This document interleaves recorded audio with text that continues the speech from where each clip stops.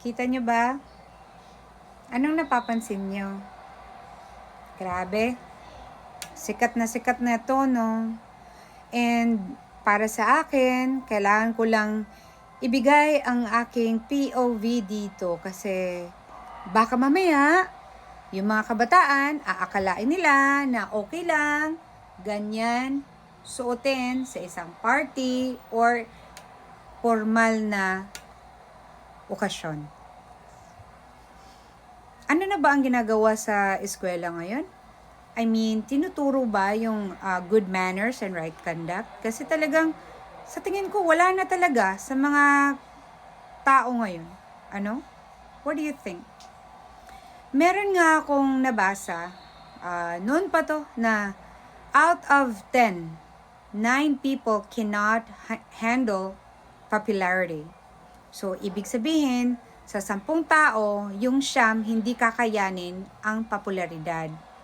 Pero ngayon, sa panahon ng social media, kahit ano gagawin para lang maging famous. Sa tingin ko, okay lang naman kung i-goal mo maging famous. Okay lang yun. Pero sa tamang paraan, 'di ba?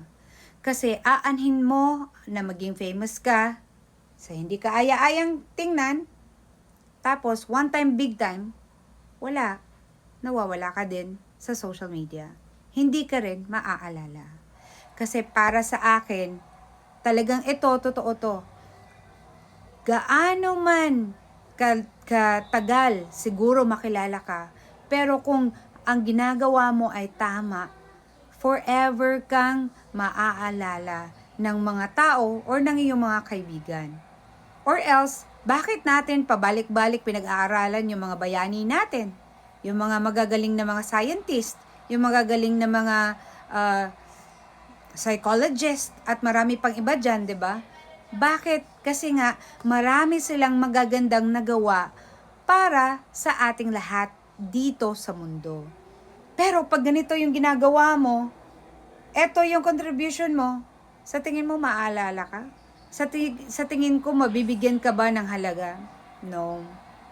Gagamitin at gagamitin ka ng ibang tao para masipsip ang social media reactions and engagements sa'yo. Lalo na yung mga influencers ngayon. Naku, gustong-gusto nila yung mga ganitong mga paraan. Kasi in a lesser or in a cheap price, they can get you and they can have all the engagements they want kasi pera-pera lang yan. Pero ikaw, forever kang magiging katatawanan.